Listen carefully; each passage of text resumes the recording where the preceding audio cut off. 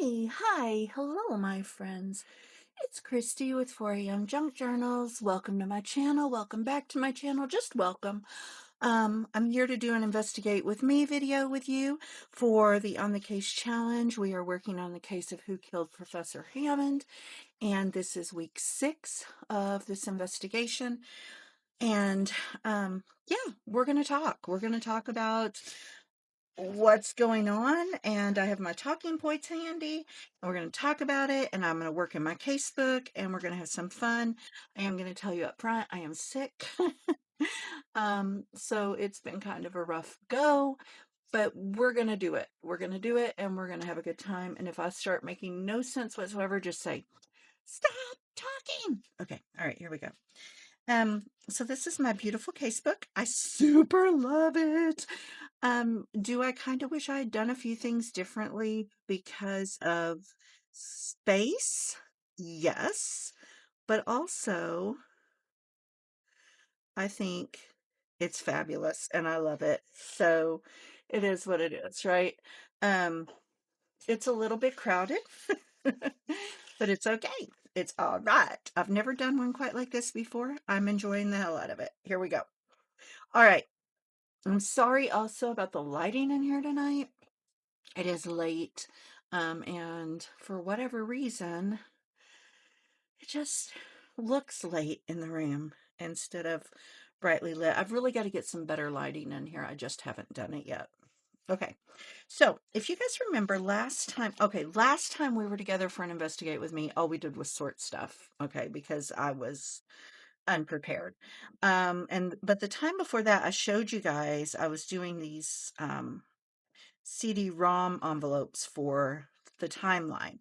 And at that time, I didn't have anything in any of them. I have added some. So what we're going to do, I have my timeline that was established in the video. I think it was either week 4 or week 5. I can't remember. And what I thought we would do is we will fill it in. So here's my thought. So like I created images well, I've only gotten through the first 8 points on the timeline. So 1, 2, 3, 4, 5, 6, 7, 8. This is where I'm at. And I need to add the others, but I need to add more CD-ROM. That pen is not writing. I need to add more CD-ROM to the next page in order to do the others.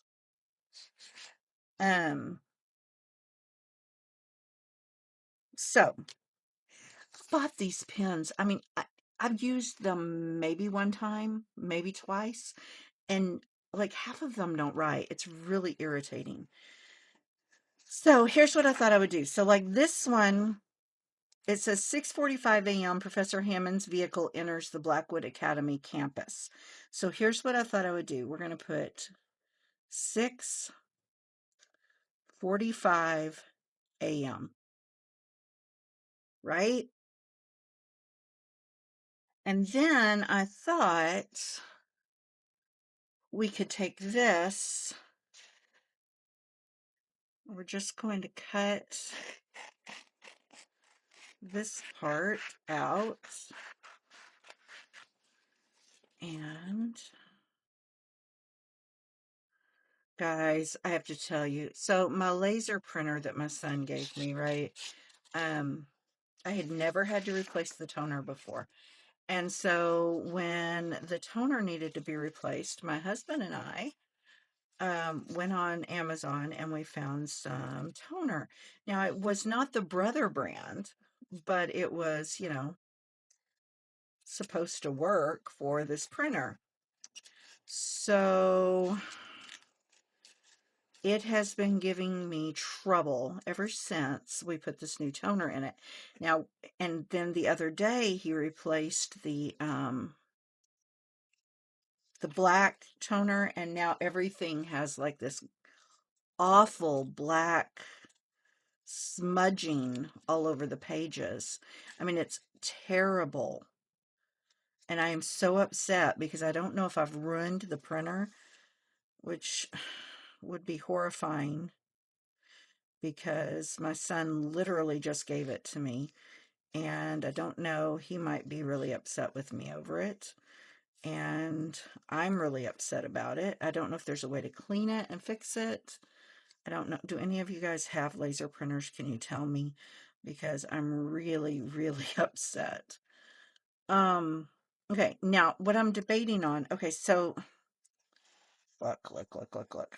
So my thought had been that on the back side, I could write like notes and things like that, but we could put this here, and then we could put this here and then write the notes under it. So like we could have Professor Hammond's vehicle enters the Blackwood Academy campus at 6:45. We could even put that there. And then we can write notes under here. I think that's what I'm going to do. Okay. Oh. So yeah, so it looks really bad. I can't use it for the Secrets of Blackwood at all, which means it takes a lot longer to print because I'm having to do everything on my inkjet.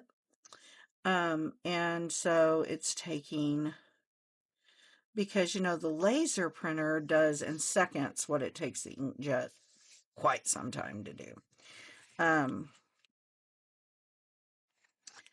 So yeah, I'm not happy, and I'm going to have to replace these toner cartridges with the Brother toner, but I need to find out before, because that's extremely expensive, and I need to find out before I do that if the printer is ruined.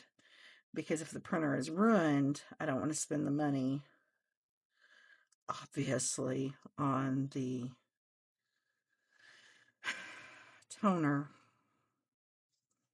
because I can't afford to buy a new printer right now. So it's a whole mess. It's a whole mess. But 1 second. Yes. No, you're good. Sorry, my son came in. Anyway, so yeah, that's a whole deal.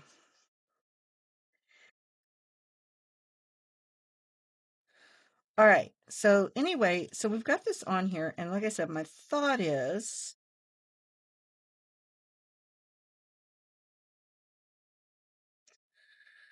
I hate it when the glue gums up.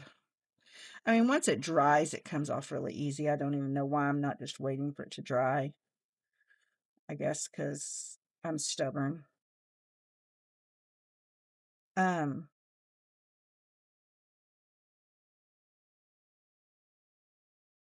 and so then my inkjet was out of ink too.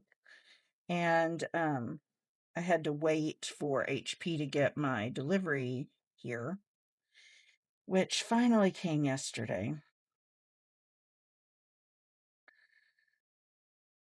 It wasn't out of all of the ink, just the black.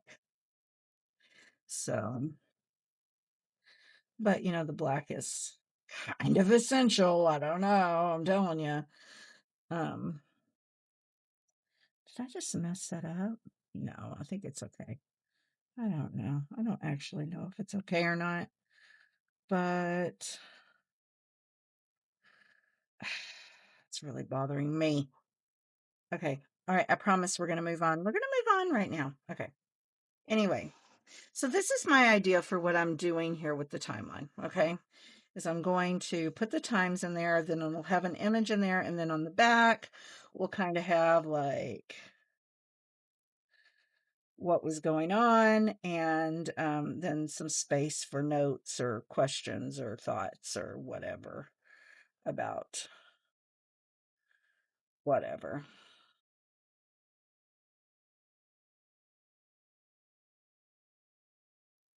Well, I'm just full of the informative tonight, aren't I? Okay, tell me to leave that alone, please. Okay, so and then this one is going to be am I in frame? Kinda. Okay, so then this one will be 7:02 a.m. So we're just gonna put 7:02 a.m. That's how I did that one, right? Yep. And here we see her entering Hawthorne Hall. So we're going to just cut this out where it says 7:02. She enters Hawthorne Hall. Okay. Okay. Sounds like a plan to me. And we will just turn over and put it right there along with the timestamp.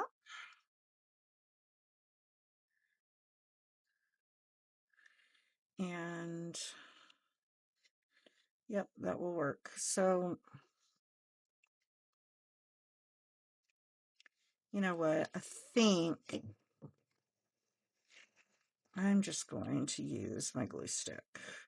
I know it probably won't stay real well, but for this, I think I'll use my glue stick. And then later, if I have to put wet glue on it, I will. But I think it'll be much easier if I do this.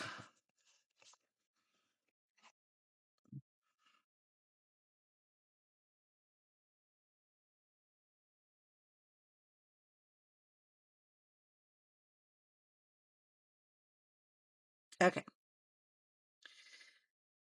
All right. There we go. We're going to just give that a little roll, as Nicole over at Relax Cut Glue says. If you guys aren't familiar with her, you should really check her out. She's funny. Okay. So that gives us 6:45 a.m., 7:02 a.m. This one is going to be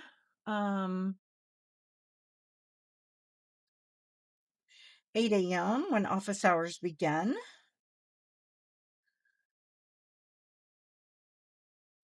Okay, I'm going to stop talking through this because you guys can see what I'm doing. And I'm going to talk to you about the case. How's that? Let's talk about the case. So, um, we're going to update the casebook following the week's investigation. I'm looking at my talking notes here, or my talking points. And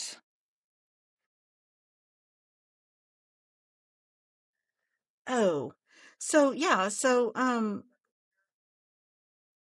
what we got this week from this was we kind of got a context. We learned more about the characters as opposed to, like, we didn't find out who the killer was, but we got more information about, like, things that were going on, about the people involved in the case. I mean, we got a lot of mm, character information, right? Um, we we kind of got, like, background characters kind of came forward and became more real to us, I think. Um, and then we talked a lot about Claire Donnelly and kind of her history, right? Um, and I'm curious, following last week or following Monday's video. So today is Thursday. So following Monday's video, how you're feeling about Claire. Like, um, guys, what did I just, oh, there they are. Um, has your opinion about Claire changed at all? Like, do you feel any differently about her after learning about Silas? Um, after the way that she was investigated? After her kind of trying to start over at Blackwood? Um, and so I'm wondering what your feelings were. So, okay, so we know that Claire was previously employed at Stonyvale Junior Academy in Stonyvale, Michigan.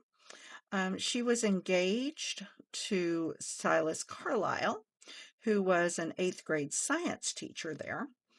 And apparently they were planning a fall wedding. Now, we got all this information from Naomi Ferris, who was Claire's employer at Stonyvale. Um, And then apparently one day, Claire came in much like she did with, um, oh shoot, much like she did with Vanessa Hammond, Professor Hammond, and found Silas murdered.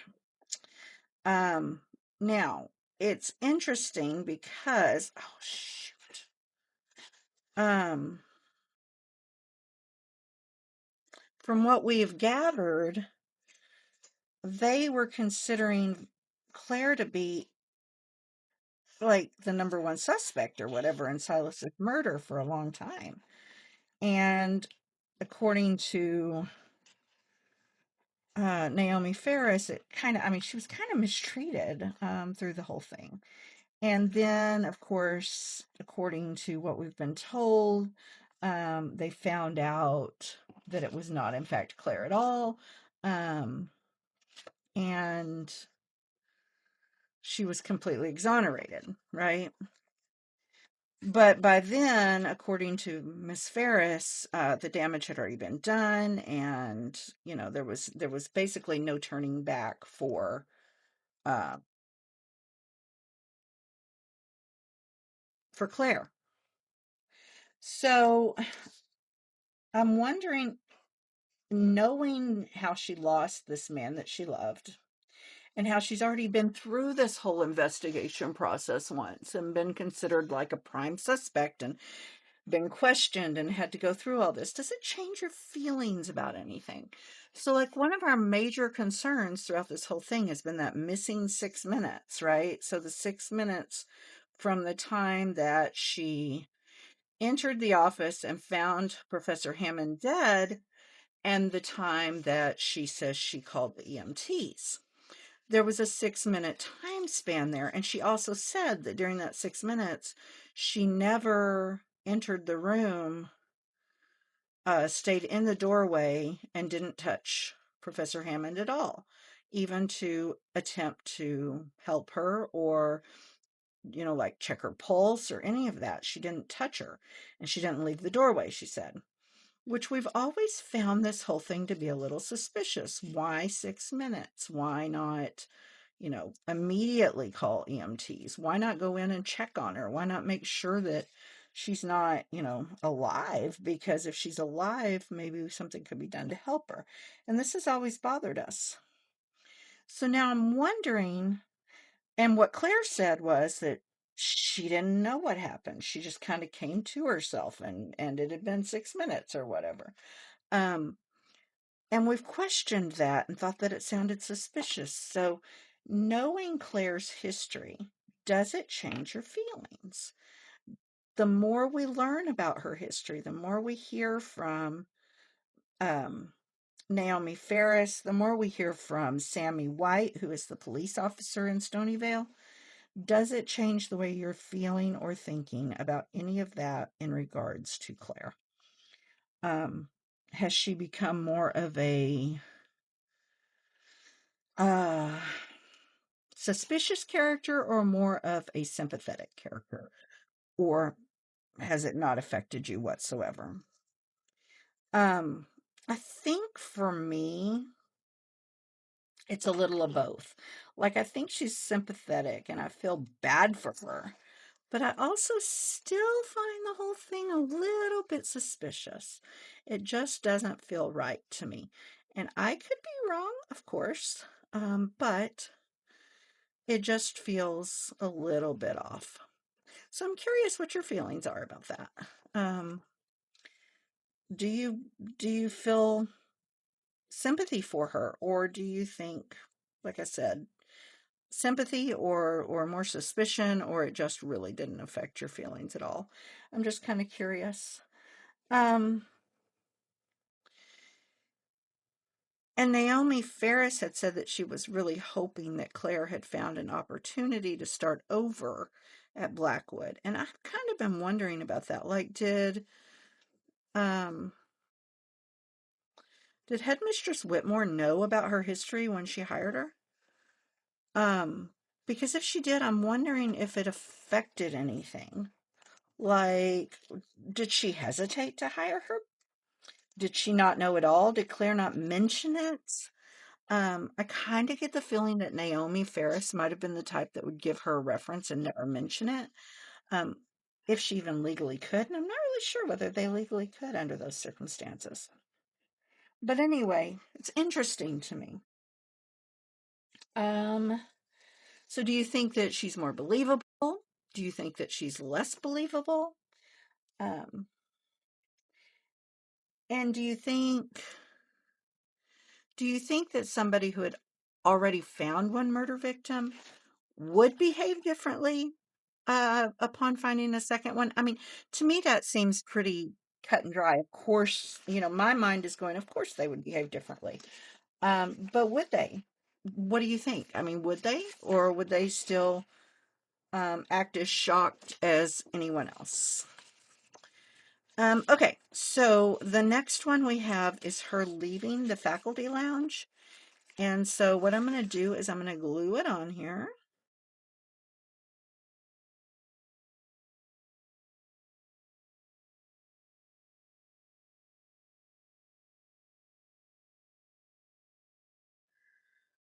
Um,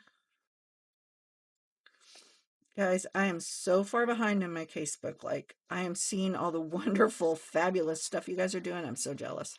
Y'all's casebooks are looking amazing. And I'm sitting here like, I haven't touched this casebook in a week.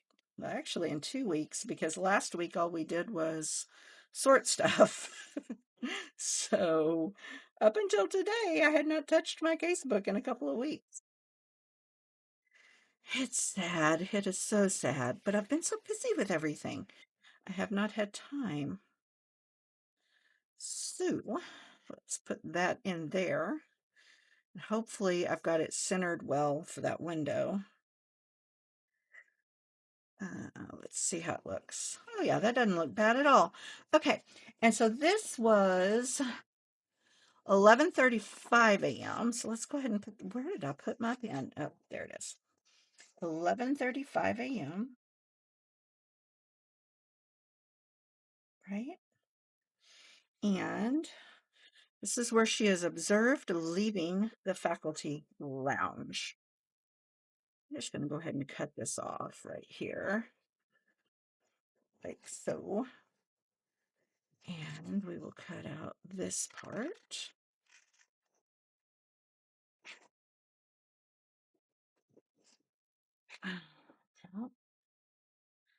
And so, yeah, I'm going to be honest with you guys. Right now, Claire is my number one suspect.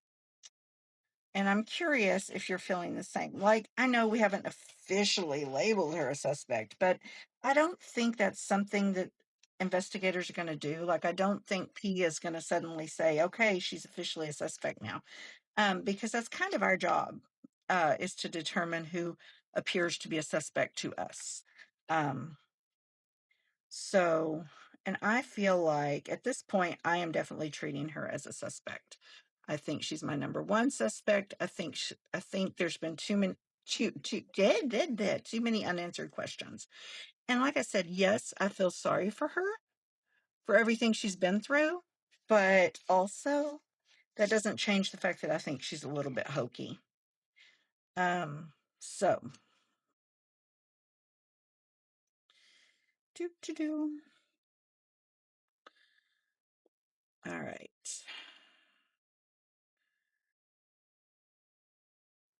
She is observed leaving the faculty lounge. I'm going to try not to make this a hour and a half long video, guys. Unfortunately, I craft slowly. So, and I'm trying to concentrate to talk to you as well as crafting, and it's, not just talk, but talk about the case specifics. So, it's kind of difficult. Okay, so Uh, things that were interesting to me about the Carlisle case, the Silas Carlisle case. So, first of all, there are a lot of similarities between these two investigations, right? So, Silas was found that it was a school. Um, Silas was found murdered in his classroom, presumably. I know Dr. Hammond was in her office, but, basically the same situation. Claire was the one that found both of them.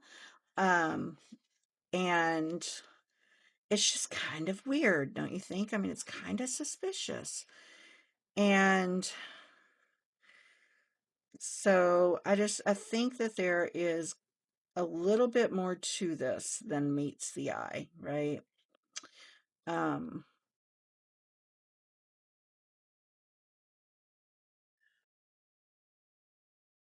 but there's also obvious differences between the two, right? So, um,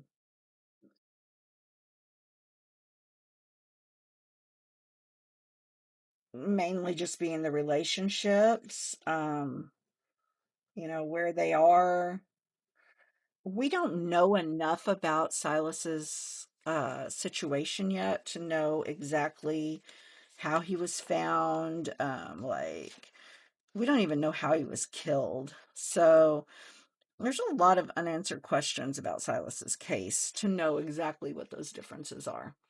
Um, I'm wondering how much we should kind of concentrate um,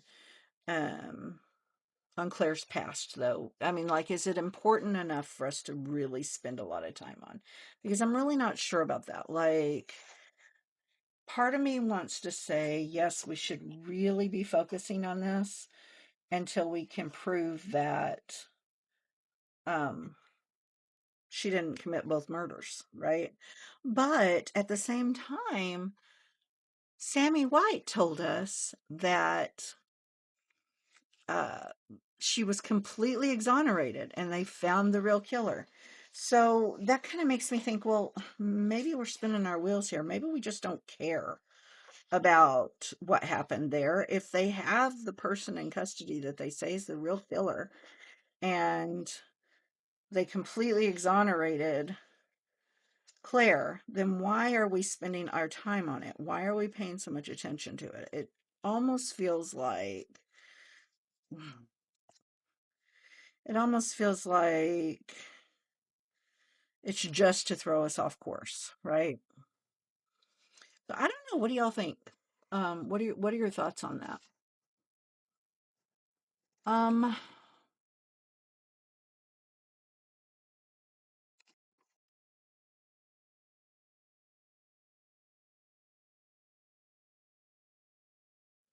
okay, we got 1 o'clock.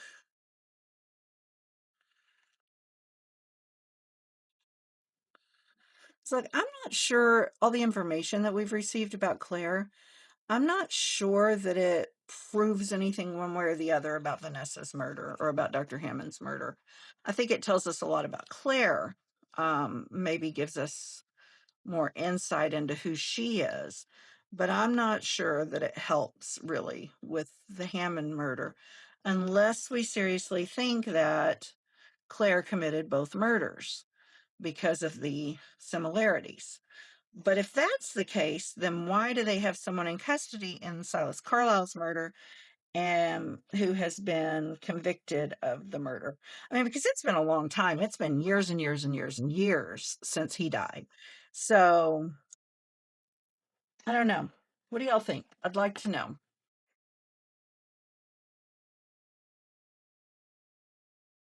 And then another interesting thing is the article, the damaged article.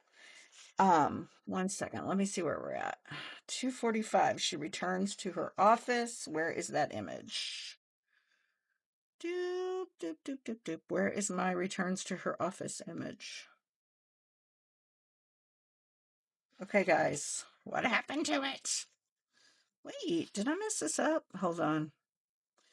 Eek. Did I mess this up? Did I put the wrong image in somewhere? What did I do? She enters Hawthorne Hall. Office hours begin. She attends a scheduled faculty meeting. She's observed leaving the lounge. Oh, shoot. This should be student advising appointments. No, wait.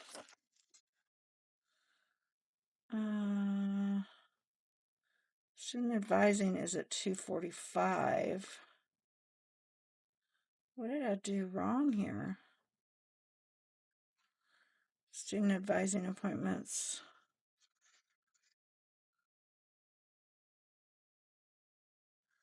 All right, 1. Okay. So yeah, student advising appointments at 1. So I need to pull this one out.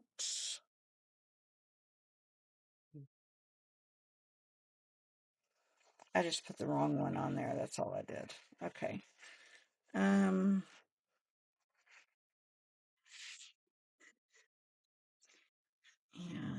we're going to put that one in there.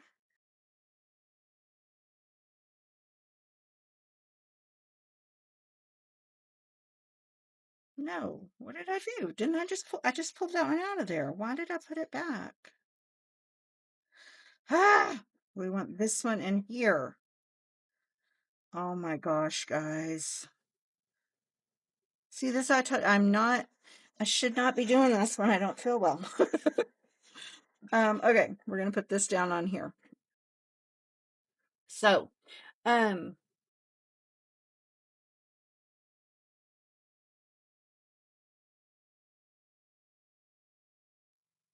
so there was, okay, so they found this damaged article, this like partially shredded document. At first they said it was a letter. It later came out it was not actually a letter. It was an article, like a newspaper article, that B had written a note, like on a post-it, and attached to it. And so, and it was somebody had tried to shred it, to destroy it. Um, which is interesting, right? Now, my thought is perhaps Dr. Hammond just picked it up, saw it, said, it's not important, didn't want the clutter on her desk. She shredded it. Possibility. Another possibility is that there was something weird about it. But I mean, really, like just some rando article that a student found and put on her desk. It seems a little strange to, I mean, it could mean absolutely nothing. It could mean nothing. Um, it could mean something. We don't know. Um, but the important points about it are that B found it and she brought it there. It was important enough that or not important enough, significant enough to be that she thought that, Dr. Hammond would want to see it. Now, what she said, though, is that she said that she thought Dr. Hammond would get a kick out of it, more or less, that she thought it would make her laugh, that she thought she'd tell her she was being crazy or silly or ridiculous or whatever. I mean, it just wasn't a big deal. It was just an article with a picture that she thought kind of looked like Dr. Hammond. And so she brought it to her attention, kind of almost like a silly little joke type thing. Um, so, it, I mean, does it mean anything? Do we really care? Um, And interestingly, she left it like she got there. Dr. Hammond wasn't there. She left it on her desk. I mean, she didn't stick around to try and talk to her about it or anything. She just left it there for her, which kind of lends itself to the idea that she thought it was just kind of,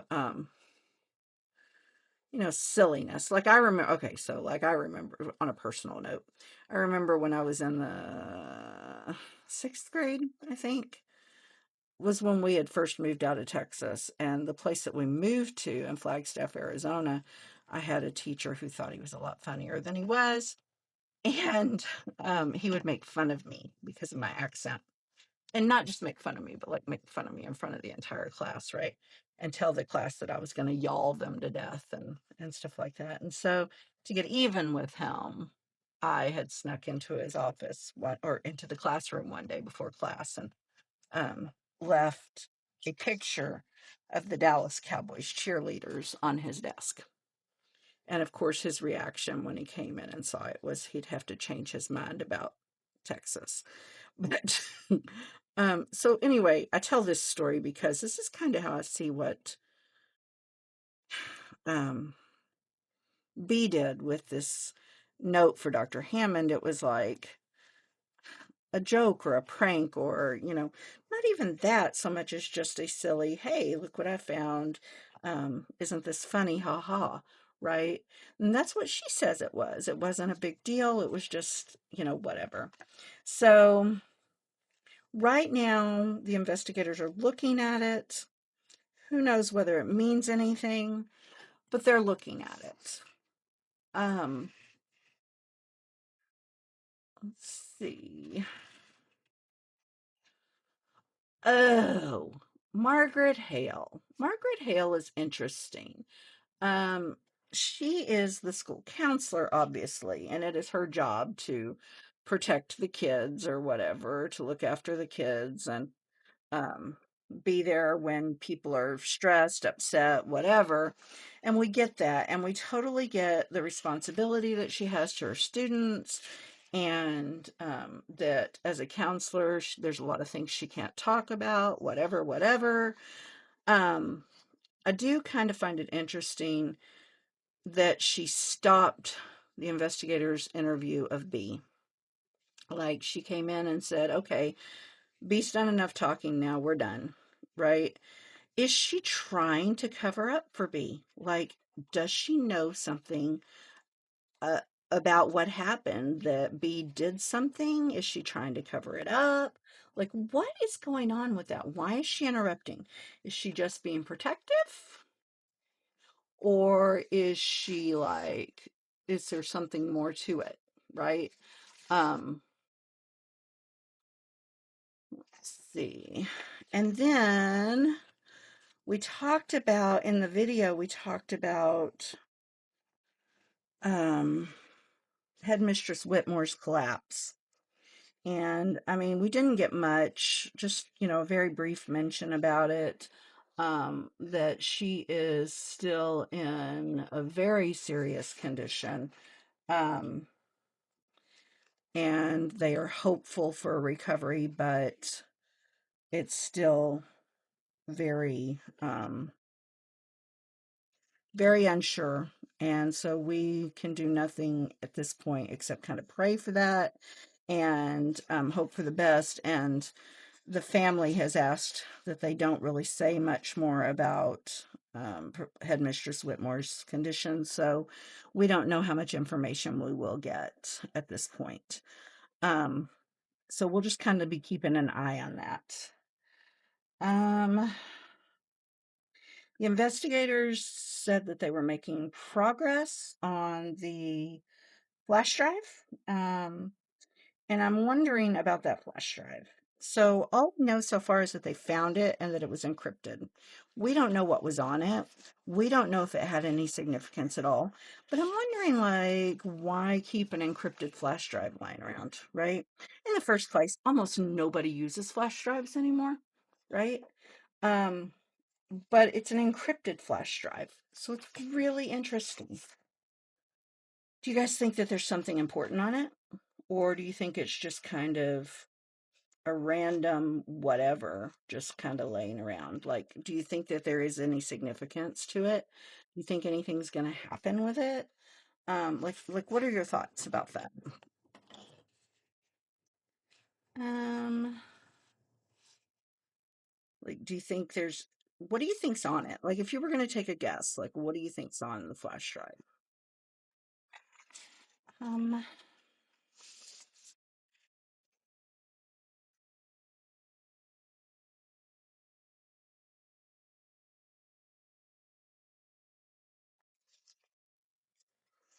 and so I want to ask you guys one final question as we're working through this mess, right? Like, I'm curious if you were going to choose one person right now, like if you were going to take a wild stab in the dark or whatever, at who killed her, what name would you pull? Do you think that it's somebody we've met? Do you think it's somebody we haven't met? Like, what would you think if you were just guessing right now? What would you guess about the murderer? And not just who, but why. Like, why do you think they did it? Let's talk about it. You guys drop this in the comments. Let me know. Or go over to our Facebook group, the 4 a.m. Junk Journals Facebook group, and tell us there what your thoughts are about it. Because we don't want to investigate in the dark. You know, we're not working in a bubble. We are working together. And I would love to hear your theories and even just wild guesses. Whatever you got, I would love to hear them. And I'm sure everyone else would as well. So yeah, either drop them below or go post them in the Facebook group. But let me know what your thoughts are right now. Like, what are your guesses? What are your thoughts? Um, And I think I asked you guys last week, you know, what is one question that's just burning for you right now? And a lot of you answered that question, but tell me again, like, has it changed this week since the video on Monday? Like, is there another question that's really bugging you? Another thing that we've seen that just isn't setting right? Something that's just really, really bothering you and stirring your investigative thoughts. I'd love to hear about it. And guys, I know I didn't accomplish a whole lot here. It's probably been kind of a little bit of a boring crafting video, but I accomplished a lot, even though it's not a lot. I know that didn't make sense, but for me, it's a lot because it takes me so long to do my case books. Anyway, I love the way this is working out. I think it's going to be super cute, and I love that it gives me some space to like write my questions and thoughts and ideas. What I don't love about this is that these are very heavy, and so it makes this page, I don't know, it's just they're very heavy, and then they keep tearing like up in the corners. So I think this is probably not, even though I like it, I think this is not going to be something I'll repeat in future case books. However, I have to do the other 8, so they're going to get put right here. And I will try to get that done before we get together again, but if not, we'll do it in the next time. Um, and then there's so much more I need to do. Like, there's so much more I need to do, and I haven't done it. So I'm going to try and do some stuff off camera, so that when we get together again, we can just kind of flip through it, take a look at it, and then work from there. And thank you guys so much for being patient with me tonight. I know this has not been the best video. As you know, like I said up front, I'm not feeling well, so I'm aware that the video has not been fabulous, but it had to be done. All right, guys. I'm going to talk with y'all later. Have a wonderful evening. Bye.